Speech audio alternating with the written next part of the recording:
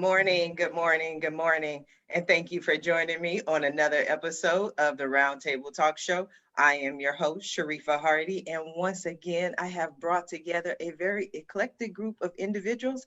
But you know how the Roundtable Talk Show is. By the end of the show, we'll be laughing, we'll be crying, we'll be talking like old friends.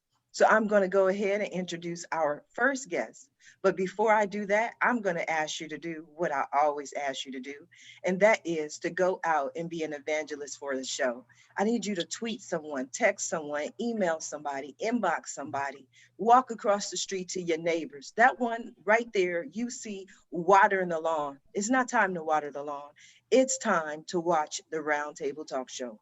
So while you're sharing the show, I'm going to go ahead and introduce my first guest, who is very interesting. And I was very interested not only by their relationship, but how they turned something some people would be surprised by into an amazing business. I want to introduce Erika and Lila. They are mother and daughter team, Erika and Lila Shanoff. They are Erika's Tea Rooms, and they have a successful mail order business, but something you might be surprised by. Scones. Good morning, Erika and Lila. How are you? Good morning. Good morning. We're great. Thank you. How about yourself? I'm excited to finally meet you. We've been talking for what, like 3 months now?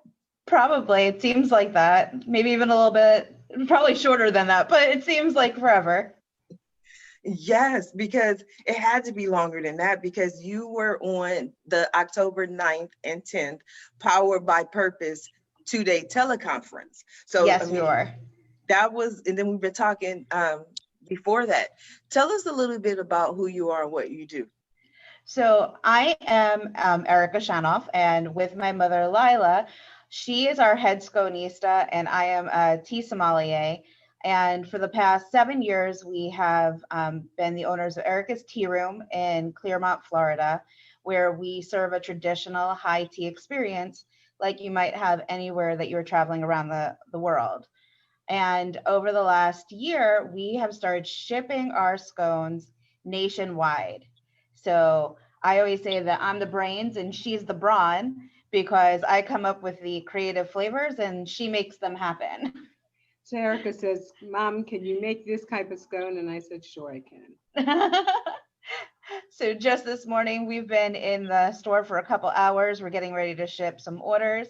And today we're all about the holiday flavors. So pumpkin spice scones and Snickers. Why have your candy just for Halloween? Have them in a scone too. And the nice thing about our scones, people either love or hate scones because they're used to what they could get in a supermarket. And I turn them around and say, oh no, that's not a scone. And you have to try our scones. And I didn't want to be pigeonholed with the traditional scones. I wanted to make different scones and something that people would enjoy with all their flavors. So we ship, yes. No, go ahead, go ahead. So we ship daily and we ship them individually wrapped. So when they arrive to your home 2 or 3 days later, they're exactly as if they were just out of the oven. And so they can be had for about a week after they arrive to you. And then you can also freeze them for up to 6 months. So you have time to enjoy them. And they come with reheating instructions and a recipe to make your own Devonshire cream, since we can't ship that because it's spoilable. A very funny story with it, what Erika said. We shipped to Hawaii for the first time, and the first batch of scones to Hawaii, the woman called a week later. She said, I didn't get my scones. I said, oh my God. And I shipped her out another batch that day. She got it within 3 days. The same time she got the first box, she opened both up and she says, you know, these that are a week old are as fresh as the ones that are just sent to me. So it was great. Now it proves that it stays fresh on the counter for 7 days. Wow, I love it. So that's the business. You gave us all the business. You told about the products. I hear that. Now we got to get past that to the story because that's what our audience is tuned in for. So Mom, it seems, was the person initially passionate about these scones. Is that correct? my mom and I have visited tea rooms all over the world. So it's Together. always been our mommy and me thing. And so we've probably been to tea rooms in 10 different countries and all across the US. And I've been drinking tea literally since I'm 2. So it's only been a couple of weeks. I still suck my thumb for her on Mother's Day. Yes, because I wake up and I said, how do I have a daughter so old? And you're only 39. Yes. So your question is, how do we get to these scones? Trying scones, you know, there's two things when you go into a tea room. One, the tea. We've gone to tea rooms and we said, why did they open a tea room? This tea is terrible. You know, that's the biggest thing that you want in a tea room, the best tea around. And the second thing is the scones. So it took me a while to perfect our scone recipe. And then now I use the same foundation and I play with everything. People said, can you use champagne and scones? I make a dynamite strawberry champagne scone. So I play with flavors. I love doing that. It doesn't bore me. It keeps me going. You know, this is my retirement job. So you retired at 39? That's wonderful. Yes. I love it. So let me ask you though. Had a very stressful job for 45 years. And I said, you know what, I'm ready not to work for the man anymore. And I want to do something on our own. And Erika was a teacher for 13 years. And she said, you know, Mom, I don't care. Let's do this. And we decided to do this. And we're a perfect yin yang. We answer each other's sentence. We, you know, we could be on opposite sides of a warehouse buying product and she'll come to me with the same thing that I have in my hand. So it's most of the time, I can't say all the time, a great yin yang because it's, you know, you work with your daughter 24/7. It's sometimes problems. Don't do it. Don't do it. Don't do it. Erika says, don't do it. I don't know because I'm already seeing a theme in this show. I'm feeling a theme coming to me. I'm going to come back to you guys. You guys, absolutely. But I want to go ahead and introduce our next guest, whose family is definitely important to, because she's built her life around the story of her grandparents. She is the grandchild of 2 Holocaust survivors. She's also an award-winning author. We're going to talk about her book, What Papa Told Me, Miss Felice Cohen. Good morning, Felice. How are you? Good morning. How are you? I'm so excited to have you.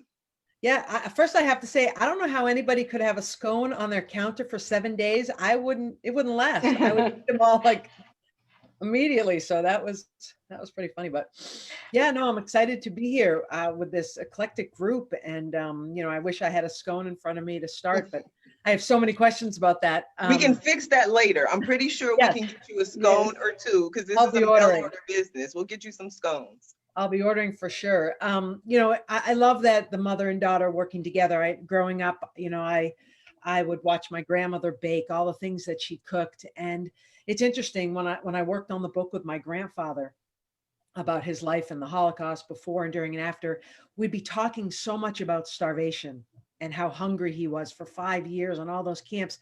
And my grandmother would be in the kitchen cooking and baking, and you'd have all these aromas coming through and you'd be talking about being so hungry.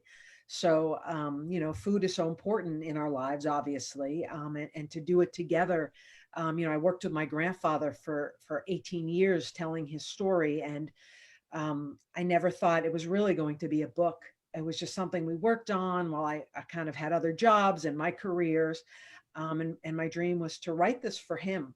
And I never expected to sell any copies. And towards the end, he got cancer. He was in his late 80s, and I knew I had to finish this book. And I had a stressful job. And I said, you know what, I'm going to quit my job and give myself 1 year just to finish the book. And I moved into a tiny, tiny apartment, 90 square feet, to finish the book. And the small space allowed me to quit my job because the rent was low.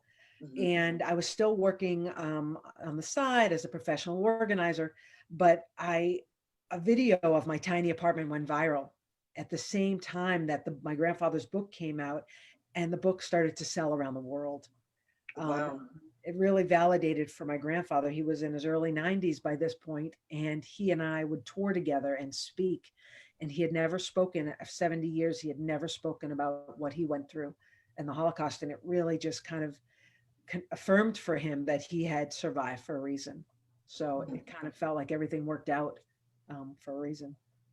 Yes, that he had actually had a story to tell and that people would be interested in hearing what he had to say. That had to feel good for you as well.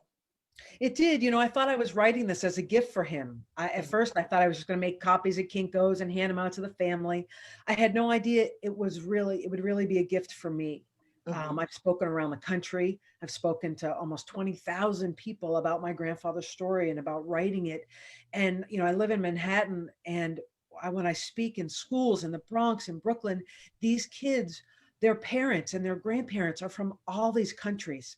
And a lot of them don't know their history. And I encourage them to ask their families about their history, because we need to know where we're coming from, where we came from, the struggles our families went through to get here to this incredible country. My grandfather would finish every talk. He still had a European accent, but he would finish every talk by saying, God bless America, because he knew what it was like living somewhere else, and how we have to appreciate what we have.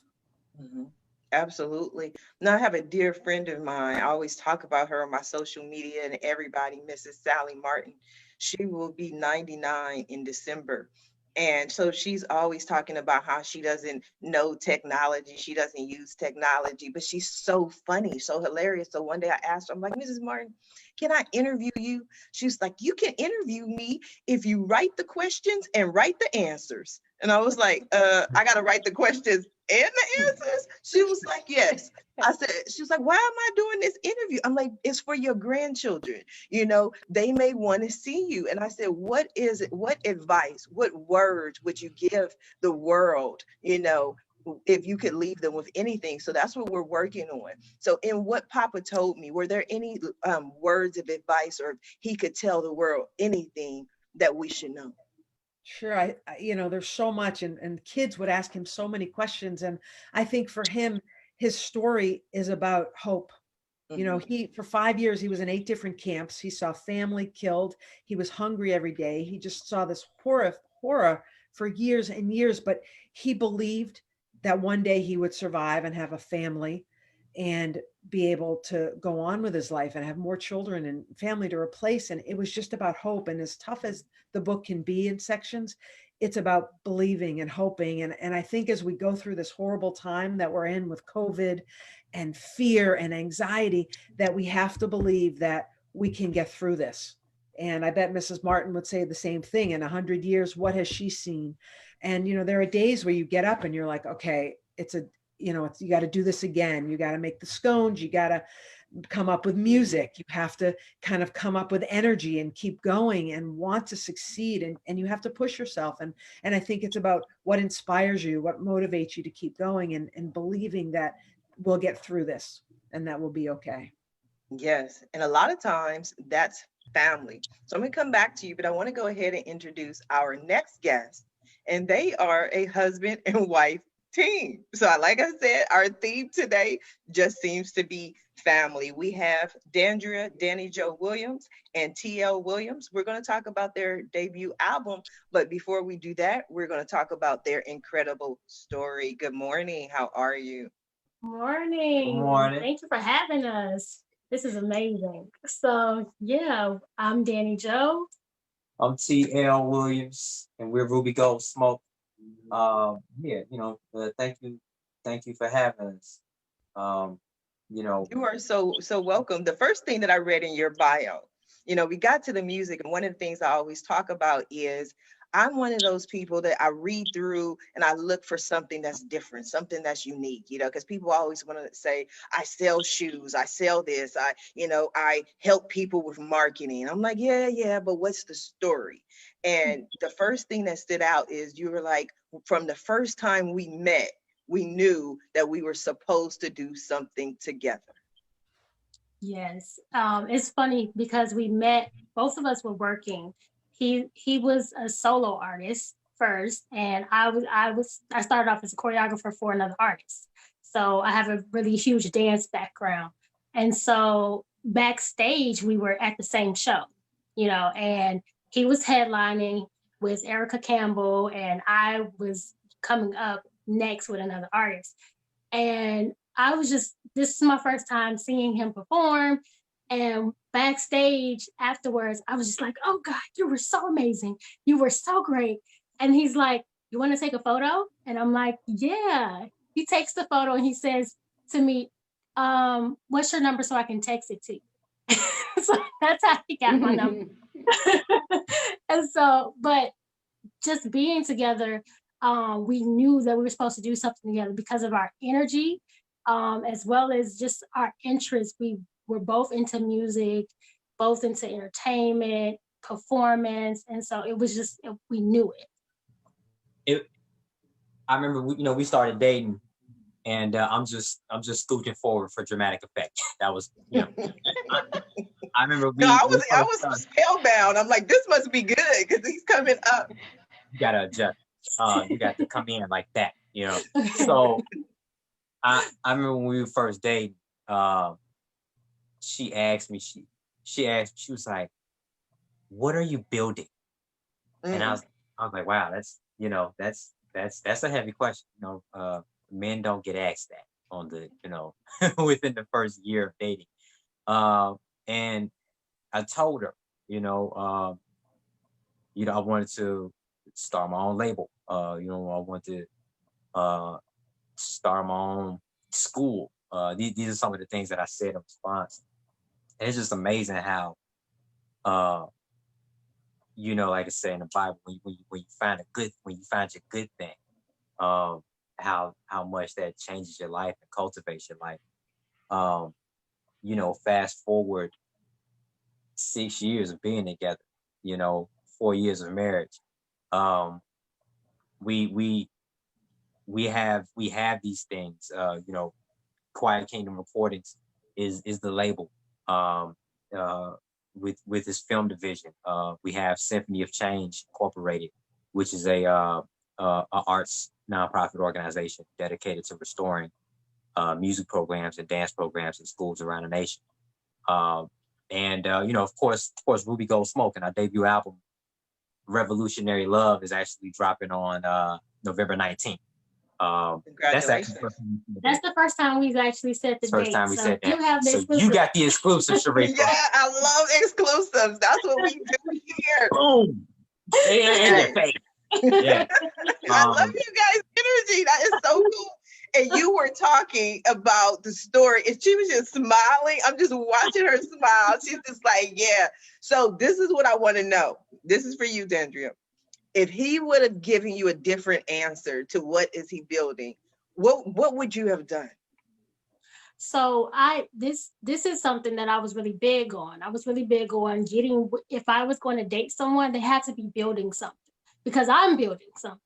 And at that time, I had my own dance studio, but I wanted to create a bigger platform for youth. And I wanted to get more into the arts of entertainment. And just, I felt like if someone was with me, they had to have built something too, or either be in that mindset. So if he would have said, you know what, I just want to chill, I would have been like, well, I'm not looking for someone to chill with. That's just not what I'm looking for. So, maybe when you start building something and you're, maybe we could reconnect, but that's not what I'm looking for. So I really had some high standards, and he was great. I knew that was a test question. I knew I couldn't just, squander away that answer. I knew I had to, Oh, okay. So is that, I'm just gonna ask. I'm not trying to get nobody in trouble, TL, but so is that why you went huge? Like, I'm a build a school, so it wasn't something you could do tomorrow? I'm just saying, like 50 years from now, we gonna get this school, right? No, that wasn't and you're petty, by the way. No, that wasn't my big dad. No, you tried it, and you failed. You tried to get me caught up. But no, that wasn't, it just so happened that I was in that same space where I wanted to do more than just, go out to eat and hang out. Like I had stuff that I was building, right? And so that's what's so beautiful about being asked that question so early on, was this is one of the many reasons and one of the many ways I knew she was the one, because she asked that she finally asked that question that I've wanted to answer for a long time, you know. That is so beautiful. That is so beautiful. I'm gonna come back to you guys. I'm telling you, this show is about family. I'm pretty sure our next guest has some family. She didn't introduce them. She didn't bring them on the show like everybody else today. She didn't write a book about her family, but I'm pretty sure she has helped people write a book about. Well, that's probably because you got us up at 8 o'clock in the morning, and everybody. That's probably because everybody woke up. You know, it's 9:45. It's 7:45 where you at. That's all I know. I know you. Yeah, I know everybody else sleep in the house. I already know. I'm messing with you. I'm messing with you. Go ahead. I'm sorry. You want to introduce our next guest? Since you didn't take over the show, Ruby, go. I was doing my job. Go ahead. I'm sorry. You're fine. Paulette Harper. She is an Amazon #1 two-time award-winning best-selling author. And now she helps aspiring authors to write, publish, and market their books. Good morning, Paulette. How are you? Good morning, everyone. This has been fun, just hearing all the stories and the connections and whatnot. You know, how I got started is just a little bit different than everybody else, but that's okay because all of our stories are unique in itself and we all have something to say. But I started writing coming through a divorce. I was married to a pastor for 23 years. And so I began to journal that transition that I was going in and how devastating it was for me to even at 40 to be facing life alone and let alone going on a new journey. And so I started writing my first book. That was then This Is Now, This Broken Vessel Restored, from that, from those emotions, from that time that I was going through that divorce. And I had no idea that that was the trajectory that God wanted me to go on, because I was at a point where I didn't know where life was going to take me, what journey I was going to be on, because I was pretty content being where I was, you know, being married to a pastor, having kids, having the church, and having my own job. But there was something more that God wanted me to do. And he took a tragedy in my life. He took trauma in my life. He took the bad things that were happening in my life, and he really turned them around for his glory. And I began to journal that and wrote my first book. And from there, been on, you know, able to write 11 other books, but, you know, just really reinventing who I was and learning how to empower myself and learning how to take, you know, to come out of the ashes, you know, and come out soaring in a way in which God would be the glory, God would get glory in it, and that I would be able to share my story and share my pathway and help other women and empower them, inspire them, enrich their lives so that they too can realize that, you know what, life doesn't have to end. There is always a bounce back. And if we can take the bounce back and just learn how to soar in that, then we can create other opportunities for ourselves. And I've been able to do that. And I've been able to bring other women along with me and offer them the same opportunity to share their story, share their transformation, so they too can soar in places that they never thought they could before. That is so beautiful. That is so beautiful. 11, so a total of 12 books. I have 11 books. I Okay. write, yeah. So a couple of my books are award winners. I have a fiction novel, Secret Places Revealed. And then most of my books are nonfiction. And then I also have an adult coloring book as well. I have a children's book also. Okay, so when you wrote the first book, I know you started journaling to help you, you know, very cathartic, helps with therapy, get the information out. But what was it that made you decide to actually publish it? You know what? It really was just the nudge that I got from, you know, the Lord, and really realizing that my life wasn't, you know, that he created me for a purpose. And even though I didn't feel that how I was going in that journey of being married all those years, that it ended the way that it did. I just had to believe that God was going to use my experiences to just really transform my own life, but then also help others. I just believed that what I was going through wasn't for naught. It wasn't just in vain. There was a purpose for it all. And so I began to write about, the transformation that was happening. I began to write about my own ugly, messy story in that. And so, just realizing that, what, God, you got to make something good out of this, because I'm at a point where if nothing good comes from this, then I haven't learned any lessons. And there's always lessons to be learned in our lives, and what we go through. And so just really thinking about, where can I go with this? God, what do you want me to do now that I'm single, now that, I'm in my 40s, and what do you want me to do with this story and all these experiences that I've had? And it was the writing it, talking about the steps that I had to take to finally, get free. I mean, I was dealing with a lot of, emotional bondage, emotional baggage. I was dealing with suicidal tendencies. I was dealing with depression, and anxiety and trepidation. So these emotions was happening to me because I was going through an emotional trauma. And that's what happens, when we're facing something that's very traumatic, we go through our emotions. On the outside, we may have a mask. It may look and appear like we're okay, but inside, our inward man is stressful. He is not responding the way that life would want us to respond and how it would want us to respond. And so emotional trauma began to settle in. And so I started to, act out on that based on, just the fear and anxiety and having, emotional panics and whatnot. And so just really sharing that, and really finding that there was really some hope and some empowerment that I can get from it. And then looking back on my life and seeing how God had just really rescued me from myself, rescued me from my own setups and disappointments, and setbacks, and just really put me on a place that I could just really learn and excel and grow from where I was and do things that I didn't even think I had the capability of even doing, because I had to reach down within myself to pull out creativity that I didn't even know existed.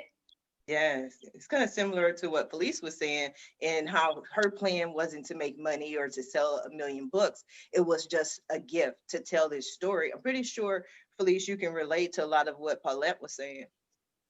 A ton of it. Not, for one, it confirmed for my grandfather that he had survived for a reason, and it made him feel good. But I'm listening to you speak, Paulette, and I'm finishing up a memoir, which I started because of a trauma that happened in my life, or something traumatic that happened in my life. And I started writing just this therapy. I didn't think it was going to be anything. And this was before I started my grandfather's book. It was just like, okay, I had to work through this. And, it's won a couple contests, and now it's getting ready to go out. And it feels good to have that recognition once, after pouring your heart out, because it's not easy to tell these stories. And I can only imagine, now I want to read your book, because now you got this huge smile on your face, and I'm like, okay, she got past it. And part of it is writing it and releasing that. And the other part is having people read it and accept you. And I think that's part of also getting over whatever we go through. I totally relate. Absolutely. Ruby Gold Smoke, you're writers and you write music. A lot of times, one of the things that we talk about is it's our entertainers, it's our writers, our poets, our musicians who are telling the story of that time. And you're pouring a lot, your message is a lot about love. Would you say you pour that into what you're going through? Or do you write about it? Yes. So even like with our new album, Revolutionary Love, we named it that because we feel like, in the African American community, one of the greatest things you can do is love your spouse, or love your Black woman, or your Black man. And with us, when we write, it's about our life. It's about how we feel about one another, or it's about anything we went through before in the past, any traumas. It's because we actually feel like people relate to music that relates to their life. And as humans, when we're going through anything traumatic, sharing that may be therapy for us, but it also helps someone else. So we're always about like writing our truth. Yeah. And to add to that too, you know, if you think of it from a, I guess like an economic standpoint too, you know, love is a timeless thing. So, you know, we like writing love songs because love never goes out of style. You know what I'm saying? Everybody wants to be loved. And so it's something that, you know, multiple generations of people, much like the books from the authors that are on this panel, we're leaving something that multiple generations after us can read and dive into and get something from as well. You know, I'm definitely I'm interested in all the, you know, all I think I heard like 14 books in this panel alone, you know, and I want a scone. So you know, it's about, you know, When leaving are we gonna something. see your stand-up special? That's what I want to know. Let me just go in a whole different direction because I need to tune in and watch it. Fun fact, he went to Second City here in Chicago. So that's probably those skills you're hearing. Shout out to Second City Comedy, you know what I'm saying? Yeah. But yeah, like that being able to write, and you know, especially in music, you know, there's writing it for yourself, but the minute you decide you want to be an artist, the minute you decide you want to make money from your music or make profit from your music, it becomes about how you can get your human expression to relate to other humans. Mm-hmm. So that's, you know, you never know who needs to hear your therapy, and you never know who needs to hear you speak your truth, so they know how to get through what they're going through. It's important. Yeah. Just to add one thing, one of the things that, you know, because we're writing together, it's a collaboration thing. You know, we both have to pretty much get our therapy out. And so one of the things that I've learned is like our process. I have a whiteboard in the studio and I'm writing, and he's texting on his phone, like his notes.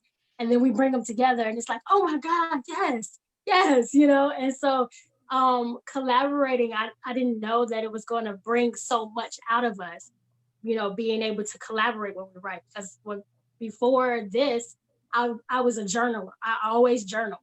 And so now it's like I'm able to share what I'm writing right in the middle of it before the world sees it. So it's amazing.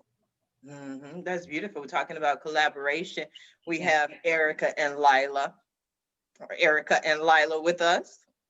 So I'm hearing so many people talking about love and looking for inspiration and telling your story through the written word in one genre or another. I was actually a literature teacher, so I'm kind of taking that all in. For us, food is love. So and family. It goes back to, you know, the traditional values of, you know, meeting at the family table and sharing dinner together. We come from a Jewish family as well, so lots of the holidays growing up, it's all about the foods, the traditions of the different holidays that we would share together. And so now as we do our scones and we share the tea experience with people, we feel like we're taking them into our home, even though it's our business, and sharing something that hopefully they will share for many years. I mean, that's how we got started, because it was a mommy and me thing. And so we want that experience to be shared with other people, and hopefully they can create it on their own and everywhere. That's what we said. You come in as strangers and leave as friends. Like you, Felice, we had a lot of family. Like my grandparents only came out of the concentration camps and went to, you know, through Ellis Island to Manhattan, and they stayed there, but they didn't live long lives. They died in their 50s. So I wasn't even born yet. And, you know, unfortunately, they didn't want to share stories. They were not, you know, forthcoming. A lot of the Holocaust survivors didn't want to tell the stories. So we were traditionalists, and my mother was a phenomenal cook. She couldn't bake to save her life. She couldn't follow a recipe to save her life. Well, this generation really doesn't want to take over the recipes either. So I don't know what we're going to do when I'm gone. I'm busy running the rest of our world. Yeah, but she has no interest in baking or cooking. That's the joke between the two of us. She tells me how high to jump, but she doesn't know how to jump. We do a cooking show together, and the joke, she can't tell me I'm having blonde moments anymore. I went back to my natural color, but And it's similar to that. And that's why you keep on seeing me run into the kitchen. I pull my hair back because this is our time that our business is opening shortly, and I'm stirring my soup, and I have my hands in a million pots in the kitchen. Mom's making scones during the round table talk show. I think a big bowl of scones. I have my big bowl of scone mix, so I'm trying to make sure my husband doesn't burn my scones. We do keep him around. He's head of the custodial staff. Yeah. He's the only man or person I had in the kitchen who didn't get pregnant washing dishes. I figure he's safe. Okay, that sounds like a story. Like the whole bunch got pregnant washing dishes. I'm not coming over your house. We had 4 women in the kitchen. The last one was 40-something years old. She had a teenage daughter. She met a man who had a teenage son. It sounded like the Brady Bunch. But then she got pregnant. And I said, definitely it's in the water. So I put my husband to wash dishes so he can't get pregnant. And I don't drink the water. I keep it with bottles. Yeah. So it's the funny story. We don't let anybody else in the kitchen.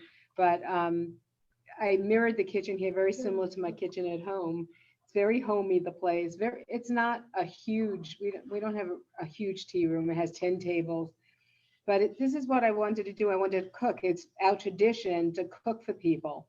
So I've converted a lot of people to different foods that they're not used to having. And then, of course, my scones. I am so excited because I have that freedom to create different flavors and stuff. That's exciting. Yeah. Felice, so did you have a question? No, it wasn't a question, but you know, my mom has this apple cake recipe that she learned from her mother, and I started to write it down so we could give it to my sisters and my niece and my nephew. And I started to put it in a book, and I'm just listening to your story, and I'm thinking, and I don't know if you have a book, but a book about your story with the recipes in it that I know, you know, Erika doesn't want them, but I'm sure, you know, you to pass on to other people, because I'm sure all your customers would love to hear the stories behind them, one, but also to have the recipes. And it could be, you know, about your, you know, the mother-daughter starting a business together. I would love to. Mommy and me. Yeah. I would love, we were going to say not your grandmother's tea party, because again, so the whole outline of the book is done. Just the recipes are missing. Okay. Somebody's slacking on the job. And you know, we're trying to protect them. You have to know, in Judaism or in our upbringing, there aren't really typical recipes. I'm sure this is in all walks of life. You used to watch Mama cook, and she would say, okay, this. I said, what is that? And how much is a pinch? Or a dot or a tad or whatever, you know, whatever you're from. So I said, okay, how do you make this? And we make something called kreplach. Do you remember that, Felice? Yeah. And it's almost like a dumpling filled with meat. It's like a wonton meets a dumpling. And I've tried to copy my mother's recipe so many times. She made, we just lost her during COVID, 92 years old. She was the last of the people that we've had of that generation, and lived with me for 23 years. And with that, I lost so much of the recipes and stuff. You're right, but I can refigure them out. Do I know exactly the measurements? So we do this on our cooking show. I did my mom's honey cake recipe. I can't follow a recipe. I always do my own thing. So instead of the shit that on method. Yes. Paulette, what are your thoughts? The outline is there. Just need to get those recipes. Yeah. I need a muse, Paulette. Yeah, definitely. I can help you with that. You know, one of the great things that I see how, you know, each of our stories just kind of resonate with one another is the fact that we do have that. We have history, you know, we have reasons how, you know, we were put together, reasons why we're still here, reasons why we're still sharing, you know, our loved ones' stories, our loved ones' recipes, our music that we're sharing, because we still have so much to do. There's so much work that needs to be done. There's still so many people that we need to reach with our message. And, you know, when we can be creative and innovative and just really extend more than just, you know, our immediate family and friends and go beyond that, there's so many more people that we can reach with our stories. And it's a legacy that we want to leave. You know, it's about leaving a mark on a generation that will pick up the torch, will pick up the baton and run with it. And when we can be able to, you know, drop, you know, stories to them and legacies to them and, you know, things that have happened in our lives and how we've been able to overcome and move through and get through it, you know, and leave that, it's amazing. It really is, because you know, it's bigger than us. You know, God just uses us in the moment to, you know, do what we do. But the stories are way bigger than us, because our audience goes beyond just our immediate, you know, friends and family. And the legacies are so valuable, and we have to do it, you know, because I want, you know, my grandkids to pick up one of my books and say, that's my Mimi, that's my Mimi, you know, I want that, you know, and that's what we should want with our legacy, and that what we leave with our loved ones. Well said. Ruby Goldsmoke, what is your thoughts? What is your thoughts on legacy? What are your thoughts? I think it's, I think, I think it's like super important. You know what I mean? Like that's, I think it's something that people should take into account now, while they're living, while they're doing what they do. The idea of Felice, can you like help us write a book? Because that idea was brilliant. You know what I'm saying? It you're right. They have a book there that people will want to dive into. Um, you know, I heard somebody say, I know we heard somebody say, everybody has genius level talent. It just has to get, they have to get it out of them. You know what I'm saying? And so that's I think that ties into legacy, chronicling what you've done and passing on that knowledge. That I know that's something that my father expressed to us, and you know that's something that we plan on doing. Part of, you know, the inspiration behind Quiet Kingdom Recordings is um, we've had some success in the industry, and we want to be able to make it so that other artists can have that same success and have a home and a place they can come to. In the industry, it's, I know, especially in this era, it's about having independence. And so there starts to be this picture painted where a person that wants to be an artist, you gotta figure it all out by themselves. And that's never true, right? Everybody, even if that artist came out yesterday, even if that artist is not signed to a label at all, they have a team. And so uh, whenever we can provide a team for someone, that's important. Yeah. I feel like Yes. legacy.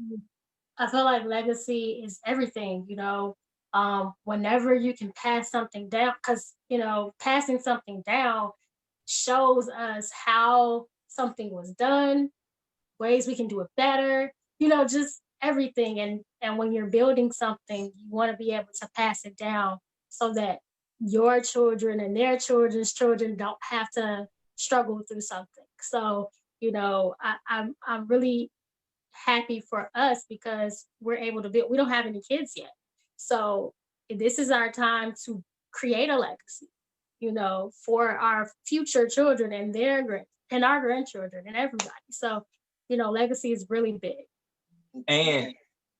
And we learned too that I put it like this, like legacy and reputation are cousins, right? They're related. How people talk about you when you're not around can it probably will become how people talk about you when you're gone. You know what I'm saying? So that's you know, we always look at them as related. They see each other during the holidays when they, you know, go Thanksgiving family and they eat turkey Well, together. Thanksgiving is coming up with family, so we're gonna have you work with Paulette. But Felice, we looking for a book idea for Ruby Gold Smoke. They need that magic. They asked for it. They said Felice comes up with wonderful ideas. That's what they Got said. it. I got it. You know, if Felice and Paulette, if like, you know, if the two of y'all can, you know, we down. We got plenty of content. Okay, we're gonna collaborate. We're gonna do a collaboration, okay? Absolutely. Well, remember that TV show Behind the Music on VH1? It was like 100 years. Everybody wants to know like your favorite song. What was the inspiration? And listening to you guys talk, like I'm on the whiteboard, he's on his phone. You have a song, like a story, a book, and then you can have each chapter start with lyrics from the book and then how you got to that book, how you got the lyrics, how you know, changed the rhymes, how you came up with the tune, how you got the backup music. The kind of a play on like poetic justice. Yeah. Where she's writing the poetry and the music. It's been so long since I've seen the movie, but of course Maya Angelou was one of my favorites. And it's all based around Phenomenal Woman. So see, this is what we do here at the Round Table Talk Show. You come in, no book. You leave, book. I got a question, because you said we can ask. So I got a question. And this question, and I wanted to this question is actually for Felice. And the book about your grandfather. I'm sorry, Sharif, I didn't mean to cut you off. Was you still? You didn't cut me off. It's fine. This is what we do here. So I was making sure. Okay. So speaking of that, I do have a question for Felice. In your book about your grandfather, I know he was chronicling the time he spent during that ordeal. How much of that draws parallels to what's going on today? Good question. You know, at the beginning of COVID, I was part of this conference and there were a couple hundred people and it was supposed to be live in New York City, but we had to quickly pivot and do it on Zoom. And at first I thought, why are we still having this? Like the Holocaust seemed like the last thing on my mind right now. Like people are dying. It was crazy time. It was all scary. And as I was speaking in the conference and all the people watching on Zoom, I was saying this, how, you know, how can we even think about the Holocaust right now and other things that happened? And then I realized we had to learn from those lessons. Like, you know, at the beginning of COVID, I woke up every day like, oh my God, I had the worst nightmare. And then I realized it wasn't a nightmare. It's still going on, right? And I remember at the beginning of the Holocaust, you know, there were rules at the beginning. Jews couldn't leave their homes. They lost their businesses. And then all of a sudden they lost everything and they would wake up in a camp or in, you know, somewhere they just wasn't home. And they would think, maybe they woke up and thought, oh my God, what a nightmare. And then realized this wasn't a nightmare. And every day they had to go through this, like, when is this going to be over? And I know at the beginning, we're thinking, when is COVID going to be over? And it was unimaginable to think it's going to go a month, 2 months. And now we're talking about 2022 of when real life might come back of something. And you're trying to wrap your brain around that. And I think for those in the Holocaust, like how at the beginning, how did you keep persevering after a year? Is this going to end? After 2 years, is this going to end? And 5 years after this started, it finally ended. And for so many, and I talk about this in my talk, you think, oh my God, they must have been so happy. It's finally over. But for a lot of them, it was the reality of what we just went through. A lot of survivors were alone. They had no one. They were the only ones in their family to survive, and they had to persevere and keep going. And like Leila said, you know, a lot of them didn't talk about it. You know, they didn't want to talk about it. They wanted to move on with their lives. And, you know, hopefully this will be in our rearview mirror one day. And then we'll have to look back and think of the people we lost, our grandparents, our neighbors, our friends.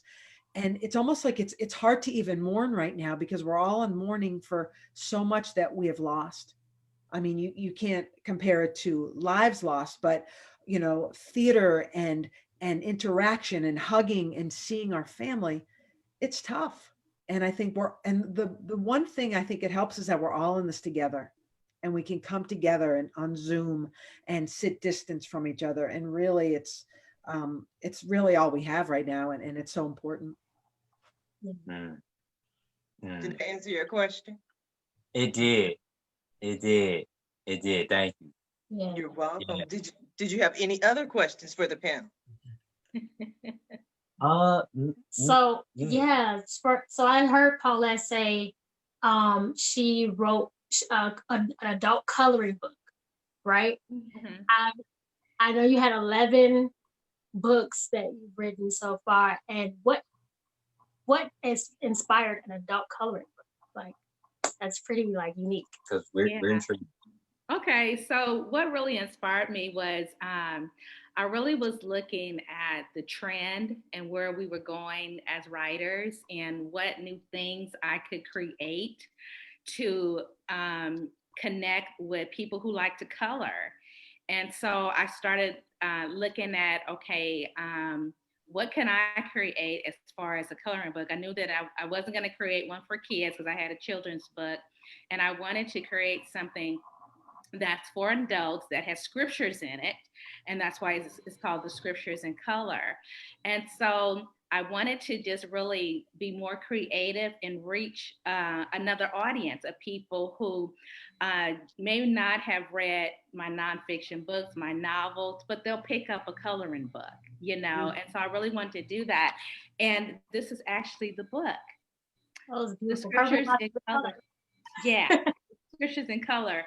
And you know that it's sprinkled with scriptures inside of it, and then just opportunities for people to relax, unwind, and breathe. Is really the headline on the book, on the coloring book. And so it's really about just taking moments, you know, especially when we're in COVID, you know, just taking some time for self-care and just really, you know, quieting your mind and quieting your environment, getting, you know, with yourself and getting some coloring pencils and just, you know, coloring out some things, and then the scriptures that are there as well, to just meditate on the scriptures while you're, you know, encouraging yourself as you color. I think that is so beautiful. Now we are coming down to the last few minutes of the show. And what I love to do at the end of every show is just simply allow my guests the opportunity to speak directly to the audience, to everyone who is watching this show live, as well as everyone who is watching it in the archives, and simply let them know what you want them to take away from your appearance here today. And we're going to start with you, Paulette. Yeah, I just really want to share with your audience that if, you know, if they have a story that they want to share, that, you know, our stories are meant to be shared. They're meant to be written. They're meant to be spoken, and that there is an audience of people who are just waiting for, you know, our stories to be, you know, to be expressed to them. And then also, you know, I really you would encourage you to just really, you know, do this when we're in COVID here. Just really take a time to just really do a reset and, you know, a regroup of where you are in your life, and just examine where you are, because we're coming out of this, and 2020 won't be the 2020 will never be 2020 will never be the same, and going into 2021 will totally be different. But we have to learn how to just really process it and move forward as we go forth, and be creative in this time. Absolutely. Thank you, Paulette. Felice, what do you have for us? Well, to piggyback on Paulette, you know, while we're home, while we're in COVID, you know, one thing I mentioned when I was living in the 90 square foot apartment, what allowed me to do that was that I am also a professional organizer. So I am good at getting rid of stuff, and I speak around the country at tiny house festivals, and it's about our lives and what we want to do. And so many people want to either live small or live with less stuff. And I think while we're home and we're seeing all the stuff in our homes that we finally have time to maybe read or use or wear, we might not be. And it's the time to really evaluate what our lives are about right now, and to try to clean out that clutter. Physically, when you clean out the clutter, mentally, you feel lighter. And I think we all need to kind of let go some stuff when 2020 ends. We can't wait till it's over. But with that, what can we let go of? And what can we look forward to? And where can we find your book? Both of my books. Here's what Papa told me. And the 90 lessons. So the 90 lessons book is lessons for downsizing or organizing any space, simple lessons. And they're on Amazon or wherever books are sold. Paulette, where can we find your books? All of them. Yes, you can go to Amazon and Barnes and Noble. You can also go to my website, which is pauletteharper.com. Thank you. Dandria, what do you have for us? Well, you guys, RubyGoldSmoke.com. Yeah, so everything over there. Everything. Really, what I want to make sure I leave to everyone is be kind to yourself. You know, I think we are sometimes not aware that we speak to ourselves, we think, and sometimes we tell ourselves things that are not kind. So be kind to yourself, and then you can feel better about yourself and, you know, anyone else, and where we are in this time, in this moment. And music helps your mood. So make sure you check us out, RubyGoldSmoke.com. RubyGoldSmoke.com. That's all you gonna say, Mr. Williams. That's it. It's RubyGoldSmoke.com. That's it. No, that's Danny nailed it. Yeah, you know, be kind to yourself. You're okay. You know what I'm saying? It's going to get better. You are going to be better. And it's real easy during times like these to get down on yourself. Yeah. And think that, and to start thinking that you caused the problem somehow. You'll be surprised. Grab Paulette's book, Scriptures in Color. Do some color. You know, you remember how therapeutic coloring was for you as a child. Imagine how therapeutic it can be for you as an adult. You know what I'm saying? And then when you coloring, grab you a scone. No. You know what I'm saying? With some, you know? Then when you done with all that, grab 90 ways. Give me the book again, Felice. 90 lessons. Working actual stuff. When you done putting it back together. And then watch Sharifa. And then watch the Round Table Talk Show with Sharifa. When you done, and then when you done with that, RubyGoldSmoke.com. Oh. Thank you. I'm so glad I asked. We're all together. Boom. It's just right there. Erika, what do you have for us? Well, how do we follow that? I'm sorry, I didn't mean it. I didn't know. I would have done it. Hey, he got our scones in. Tell him the website, please order scones. So please visit our website, check out everything that we have to offer, ericastearoom.com. Erika's with a K. Follow us on Facebook, Instagram. We've got lots going on, and we're getting ready to speak at the International Tea Festival, which is normally in Chicago. So hopefully next year we'll be visiting Chicago and we'll be speaking there on the stage. We're doing 3 lectures there the first weekend in November: how to host a themed tea party, perfectly paired tea, and scones and tea, and also baking with tea. So also follow us on YouTube, where you can see all of our past cooking shows and our upcoming ones, which we're going to get started with this Thursday evening, starting with new episodes. So ericastearoom.com, that'll show you where everything else is. Yes. Brains, you'll see me on the cooking shows because I'm the brawn, and you'll see really nice home cooking. Felice, thank you. I mean, really, you brought a lot home to me. You know, just losing mom really recently, and all of you, I wish you lots of good luck in everything you do. And I love that we're all in very different avenues of life and different avenues of culture are leaving our legacy and leaving our footprint for future generations. Yes, I want to thank you all for being a guest on today's episode of the Roundtable Talk Show. And I definitely want to thank everyone who tuned in to watch this show live, as well as everyone who is watching in the archives. Just because you didn't catch the live show doesn't mean you are not still important. We still need your support. We still want you to go ahead and share this show, whether you're watching it 2 years from now, 2 days from now, 8 months from now, it doesn't matter. Go ahead and share this show because it can help someone else. And please support our guests. Follow them on social media. Pick up a copy of at least 3 or 4 of their books because there's a lot of them on the show today.